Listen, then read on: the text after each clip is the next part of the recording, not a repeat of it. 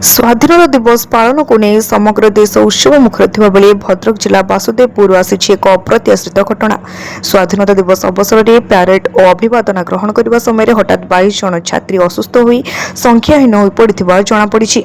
घटना पर उत्सव स्थल में किसी समय पर आतंक और उद्वेगर परिवेश सृष्टि होता। घटना जमापड़ा पर तुरंत असुस्थ छात्री मानक बासुदेवपुर गोष्ठी स्वास्थ्य केन्द्र को नियाजाई चिकित्सा आरंभ करा जायतिला। प्राथमिक चिकित्सा पर सेमानक मध्यरु 10 जन छात्री को अधिक चिकित्सा पई भद्रक जिला मुख्य चिकित्सालय को स्थानांतर करा जायतिबा सूचना मिली। असुस्थ छात्री मानक मध्य तृप्ति महिला महाविद्यालय और रॉयल्स उच्च विद्यालय छात्री थिबा जमापड़ी। घटना पर छात्री मानक अभिभावक और शिक्षानुष्ठान कर्मचारी मध्य चिंता प्रकाश पाइला। तेबे तुरंत चिकित्सा सुविधा जोगाई दियाजिबारु परिस्थिति को नियंत्रण रखा जायतिला।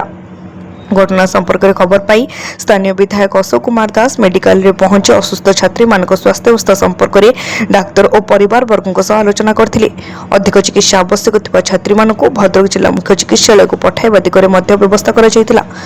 पर विधायक निजे भद्रक मेडिकल रे पहुंची छात्री मानक भलो मंद बुझिथिबा जଣା पड़िछि। सेहीपरि वरिष्ठ बीजेपी नेता भागीरथ बल मध्य मेडिकल रे पहुंची असुस्थ छात्री मानक स्वास्थ्य अवस्था नहीं डाक्तर और संपृक्त कर्मचारी सह आलोचना करथिले। छात्री मानक आवश्यक चिकित्सा और सहयोग मिलुछि कि नहीं से नहीं मध्य से सूचना देथिले। अन्य पक्षरे तृप्ति माध्यमिक उच्च विद्यालय पक्षरु शिक्षा कर्मचारी गोपाल चंद्र महाकुड़क समेत बहु कर्मचारी मेडिकल रे पहुंची असुस्थ छात्री मानक आवश्यक सहायता जोगाई दैथिले।